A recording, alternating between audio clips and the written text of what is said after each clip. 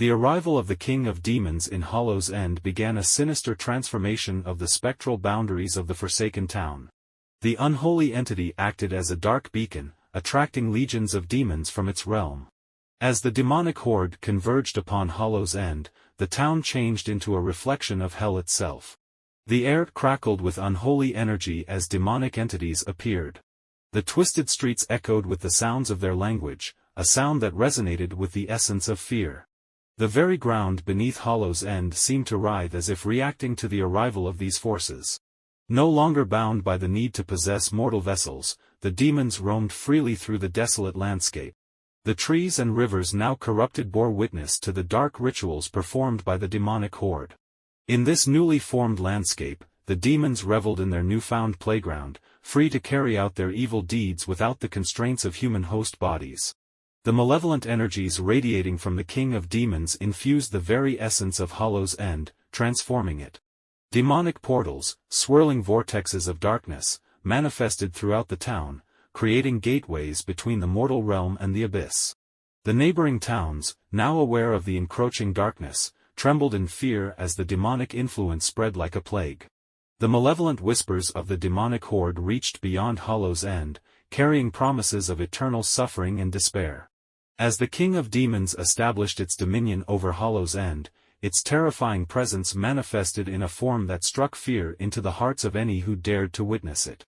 To human eyes, the evil entity appeared as an ominous black mass, a swirling vortex of darkness that seemed to consume all light around it. Within this shapeless void, crimson eyes flickered like lightning, piercing through the absolute darkness with an otherworldly glow. The intensity of those blood-red eyes held the weight of countless malevolent spirits, and their gaze seemed to penetrate the very soul of those unfortunate enough to meet it. The black mass moved with an unnatural fluidity. It pulsed with an energy that hinted at the ancient malevolence within. The air itself quivered with the presence of the King of Demons, and those who ventured too close could feel an unsettling chill that went bone-deep. The demonic horde, drawn to the ominous allure of their sovereign, acknowledged the King of Demons with deference.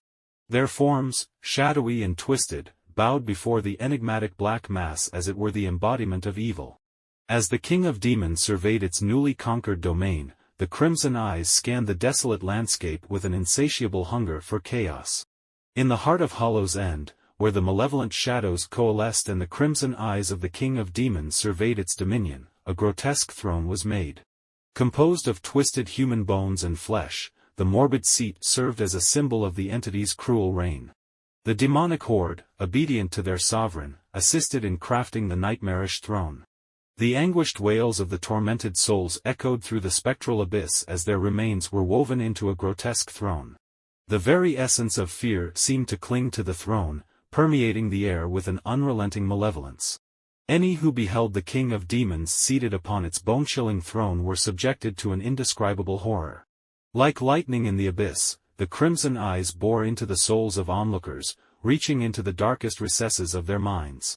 As the gaze of the King of Demons fell upon the living or the spectral remnants of Hollow's End, a perverse manifestation of their deepest fears gripped their consciousness. To encounter the King of Demons was to confront the twisted phantoms of one's nightmares. The fears, long buried and hidden in the back of the mind, emerged with a malevolent clarity, clawing at the edges of sanity. The victims of the King's gaze would feel the tendrils of terror wrap around their hearts, squeezing with an intensity that led to an inevitable and fatal outcome, a heart attack brought on by the sheer weight of their fears made manifest. The demonic throne, constructed from the remains of those who succumbed to the abyss of terror, became a symbol of the King of Demons' sadistic rule. Its dreadful presence loomed as a reminder that even in death, the tortured souls were not spared from the relentless grip of the unholy monarch. With the creation of the bone-chilling throne and the proclamation of dominion by the King of Demons, a malevolent decree echoed through the spectral abyss of Hollow's End. The very air quivered with the infernal sovereign's command as it declared, "This is our land." As the demonic entity asserted its authority, an unholy darkness radiated from the forsaken town, spreading like a fog that clung to the surrounding villages and cities. The encroaching shadows swallowed neighboring cities, their once vibrant landscapes now shrouded in an impenetrable night. The malevolent influence of the King of Demons seeped into every corner, twisting reality itself. Streets that once bustled with life were now drowned in an oppressive gloom, and the flickering lights of neighboring towns dimmed. As the darkness expanded, the terrified whispers of those caught in its suffocating grip spread like wildfire. Villagers and city dwellers alike recoiled from the encroaching night, unable to escape the palpable fear that clung to the shadows. The once thriving settlements found themselves trapped in a spectral stranglehold, their inhabitants living in fear. The evil decree of the king of demons had transformed the neighboring lands into extensions of its accursed realm, where the boundaries between the realms blurred. As the darkness spread its grip over Hollow's End and the neighboring lands, a palpable sense of dread settled upon the afflicted communities. People, whether out of fear or an insidious curiosity, found themselves inexplicably drawn to the malevolent presence that now dominated their surroundings. Whispers of allegiance began to form among those who willingly embraced the infernal dominion. The once terrified denizens, now enticed by the allure of power promised by the king of demons, pledged their loyalty to the malevolent entity. In exchange for their allegiance, they sought refuge from the relentless despair that gripped their homes. The insincere prayers of those who sought power and dominance did not go unnoticed by the cunning king of demons. Sensing the ambition and desire for authority among the mortals, the malevolent entity devised a twisted strategy to expand its influence. In response to the pleas for power, the king of demons made deceptive promises, offering a taste of authority to those who pledged their allegiance. As the followers eagerly accepted the fake promises, they were granted a semblance of power. Yet, the authority bestowed upon them was not a gift but a curse. The king of demons, in its malevolence, granted the illusion of control while maintaining a tight grip on the very essence of the newfound power. Once the followers tasted the illusory authority, their minds became distorted and their ambitions twisted. The power that had been seemingly granted to them revealed itself as a malevolent force that penetrated their consciousness.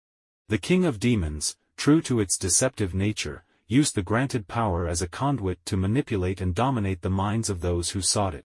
The once ambitious followers, now ensnared by the malevolent force, became puppets in the play orchestrated by the king of demons.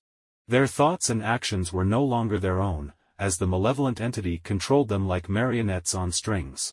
The promises of power, initially wielded as bait to bolster the ranks, now served a dual purpose. While the followers believed they had attained authority, the true puppeteer was the king of demons, pulling the strings with a malevolent glee. The distortion of the followers' minds further fueled the darkness. The once ambitious mortals, now consumed by the malevolent force, became agents of chaos, carrying out the sovereign's bidding with unwavering loyalty.